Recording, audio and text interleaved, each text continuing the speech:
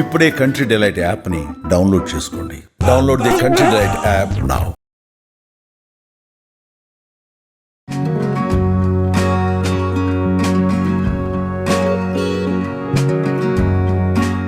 Suman TV ప్రేక్షకులందరికీ దసరా పండుగ శుభాకాంక్షలు.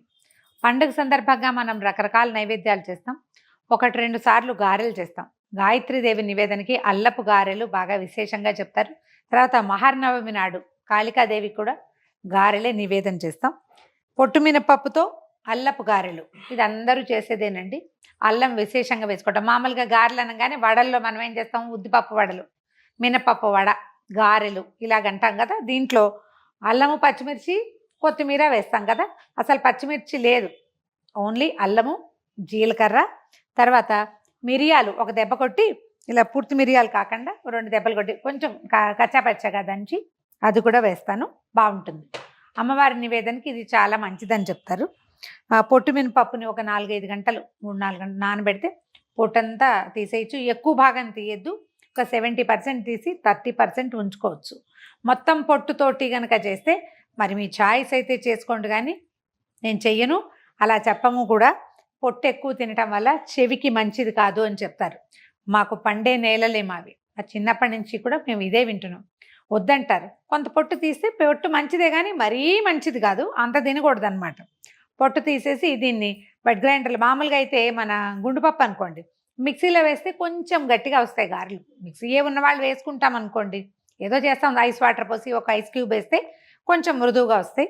ఈ పొట్టుపప్పుని మనం మిక్సీలో వేసినా కూడా మృదువుగానే వస్తాయి, గారెలు బాగా వస్తాయి. సో పొట్టు తీసేసాను, గ్రైండ్ కూడా చేసేసాను. గారెలు మాత్రం వేసి చూపిస్తాను. మిరియాలు కొంచెం బరగ్గా గ్రైండ్ చేశాను. పప్పు గ్రైండింగ్ కూడా చూడండి, కొంచెం పొట్టు కనిపిస్తుంది కదా.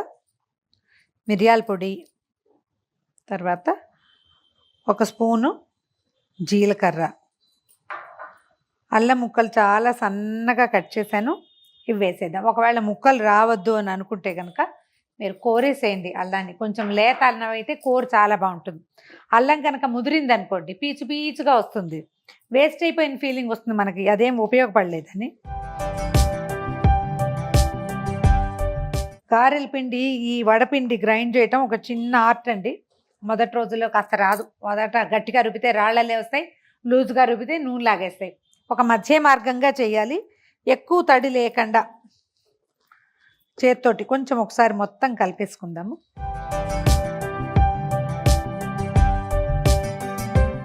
ఒక్కొక్కళ్ళకి ఒక్కొక్క అవగాహన ఉంటుందండి. ఒక మంచి గుండ్రగా బాగా షేప్ రావాలి కాబట్టి ఎక్కువ సార్లు తడి చేసుకున్నాం అనుకోండి, చెయ్యి షేప్ బ్రహ్మాండంగా వస్తుంది, బాగా వస్తాయి గుండ్రంగా, కానీ నూనె పీల్చేస్తాయి. అలాగని గట్టిగా పిండి గట్టిగా ఉండిపోయిందంటే రాళ్ళల్లే ఉంటాయి. అలవాటుగా వారం వారం చేస్తూ ఉంటే ఆ పని చేయటం వచ్చేస్తుంది మనకి. కొంచెం కొత్తల్లో కాస్త ఇబ్బంది అంతే. మొత్తం కలిపేసాము. రుబ్బేటప్పుడే ఉప్పు సరిపడా వేసాను. మనం నైవేద్యాలు పెట్టేటప్పుడు రుచి చూడకూడదు, అదొక సాధారణ నియమం. వేసి చూద్దాం. స్టవ్ హైలో పెడదాము.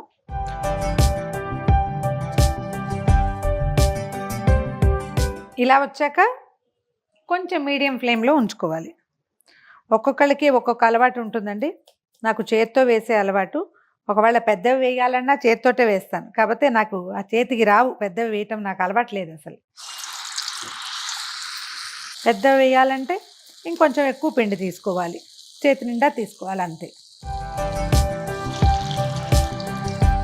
లేదా ఒక అరిటాకు, ప్లాస్టిక్ కవరు, దేని మీదైనా ఇలా అద్ది వేస్తే మనకు కావాల్సినంత సైజులో పెద్దవిగా వేసుకోవచ్చు.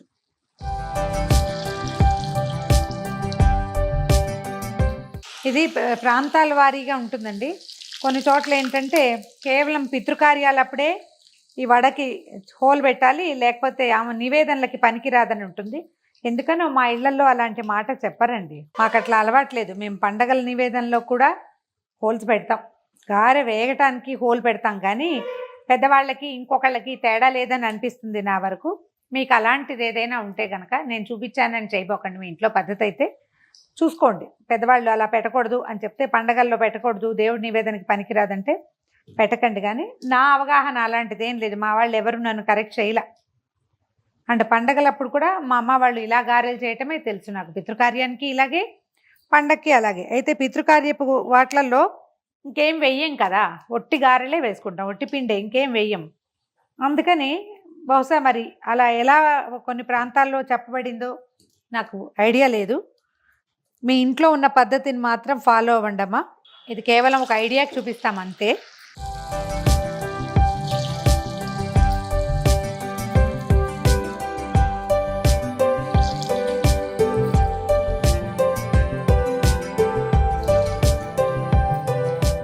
ఆఖరి వాయి గారెలు కూడా తీసిస్తున్నాం. గారెలు చేసేటప్పుడు పాత్ర పెట్టుకున్న నూనె కొంచెం తక్కువ పెట్టుకుంటే వేస్టేజ్ తక్కువగా ఉంటుంది. కొంచెం ఎక్కువ ఆయిల్ వేసుకోవాల్సి వస్తాం అంతే. మినుము తింటే ఈనుగు తిన్నంత బలం అని చెప్తారండి. ఎక్కువ ఐరన్ రిచ్ ఫుడ్ అని, ఈనుగు తిన్నంత బలంగా ఉంటామని చెప్తారు.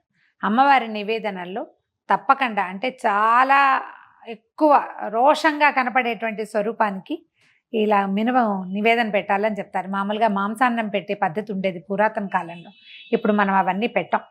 అందుకని దానికి బదులుగా మాంసానికి బదులుగా మాషలు పెట్టాలని చెప్తారు. ఆ మాష అంటే మినుము.